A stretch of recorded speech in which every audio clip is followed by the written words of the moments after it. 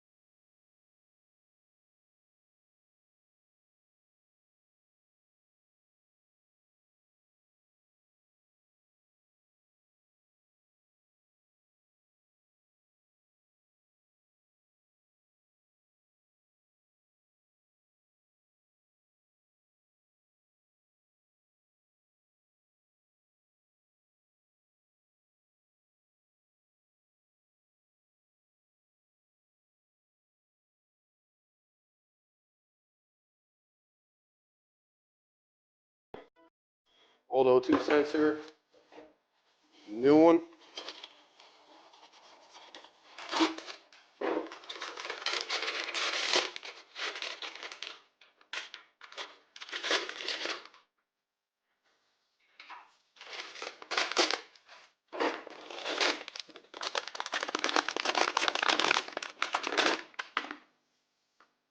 Right.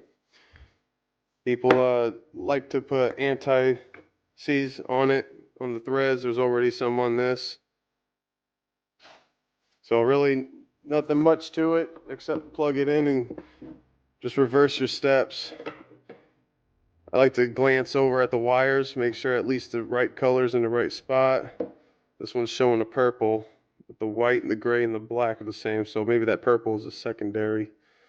I'm sure it's just fine. Okay, just screw this one back in and plug it in, then onto the driver's side. Real simple.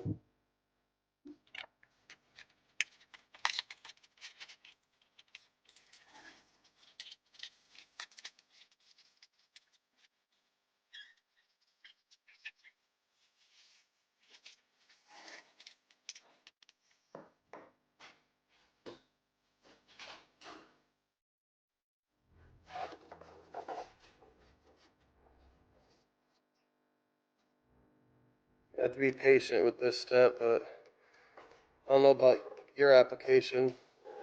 I'm gonna have to use one hand with mine. Make sure plug it in the right way.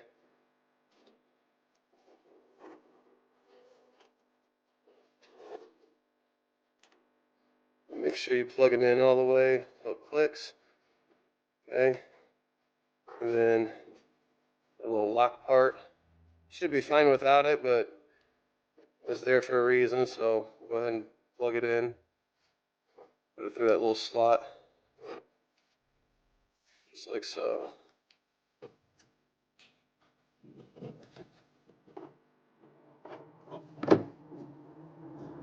Okay. That's it. Next, you want to just tighten that down. I don't know the torque spec or anything of that. It's got that, kind of like the spark plugs, it's got that little crush washer on it.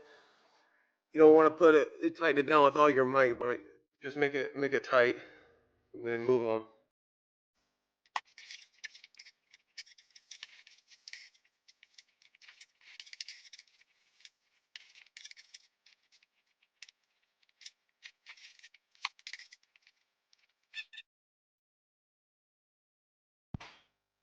As much as I want to be recorded and hands-on and showing you guys at the same time, it's kind of difficult with these tight spaces.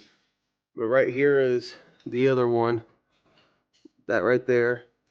So again, you're gonna want to slide out that plastic thing, the gray one, and then press your tab and just separate them. Before you screw on or screw off the O2 sensors, you're gonna want to unhook your wire because you're gonna have to turn it a bunch of times and you're going to twist that wire up. So make sure it's just free hanging while we want you tightening it or loosening it. Nothing's getting bound up and stuff and you're not messing up your wires. So go ahead and unplug that first and then we go down there and unscrew it. Okay, here we are underneath.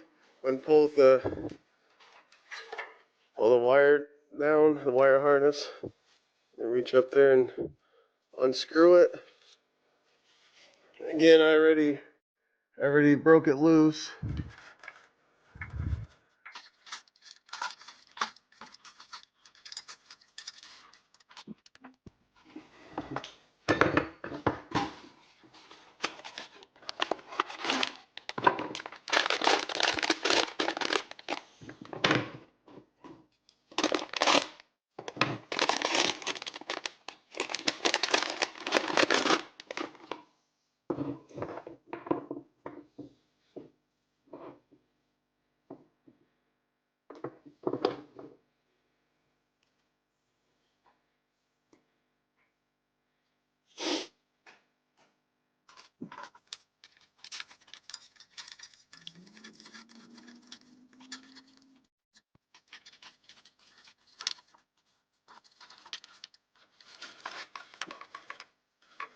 Right, that's what I'm talking about. See how it's twisting and stuff? That's alright. That's why you leave it unplugged. Also, if you can help it, once you get it finger tight, you're only going to be able to turn it a few more times. Go ahead and try and feed that wire harness up there as far as possible so you don't have to go through anything crazy to try and reach it. Then go ahead and put your wrench in here and start tightening.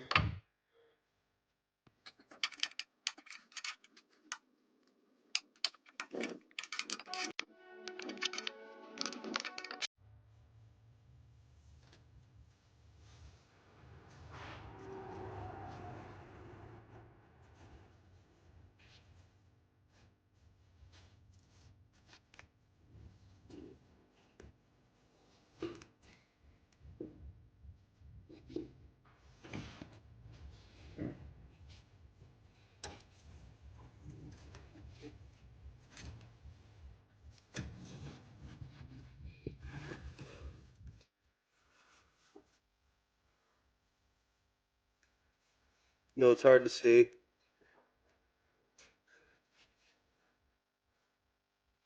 Again, clips on one way, and you got this.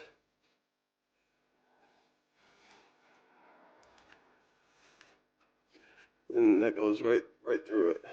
Lock it in there so it don't come back out. Then, so piece right here, go right on here on this bracket. I think there was one at one point on the other side. I didn't see one. If you have it, just it's good to mount it up on there and get it out of the way. Okay. Job done. Okay, that should be everything. I'm gonna go ahead and put all the plastics back on top, and then I'll do the fender well shrouds. I'll go ahead and go on both sides and show you guys that. Put the wheels on, drop it, and start it.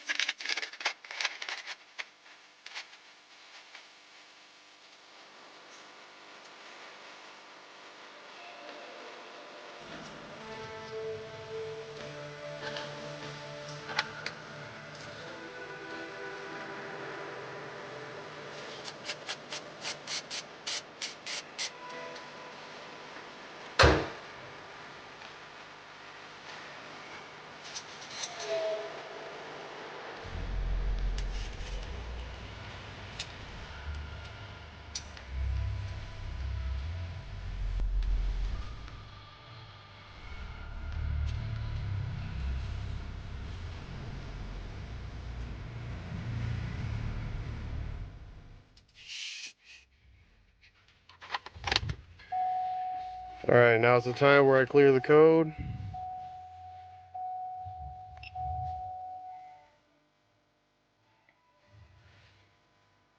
Code for the O2 sensor and whatever other codes it had.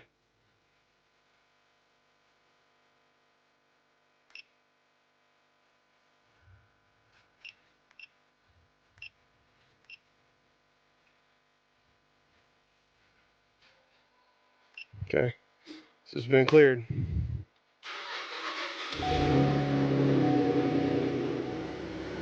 Okay, I can't even begin to tell you the difference just in sound right now. It's running right now.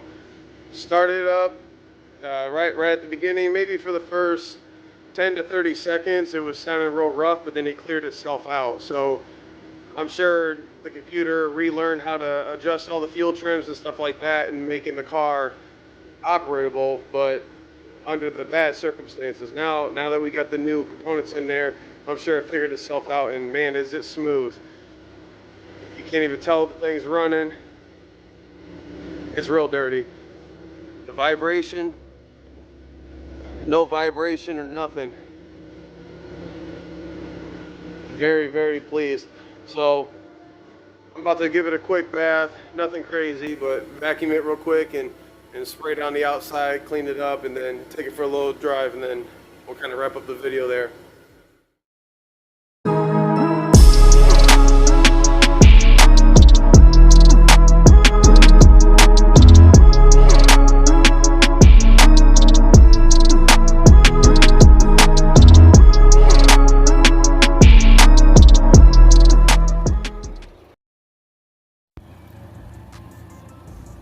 There it is. Everything turned out excellent. I couldn't ask for a better result. Very smooth. Those motor mounts helped out tremendously. It's a night and day difference, it really is. If you have any make and model vehicle, if you got a lot of vibration and stuff in your steering wheel at idle when you're sitting, maybe even in the seats and stuff, man, I'm sure it's the motor mounts. Replace them. For this car in particular, it's a 2008 Cadillac CTS.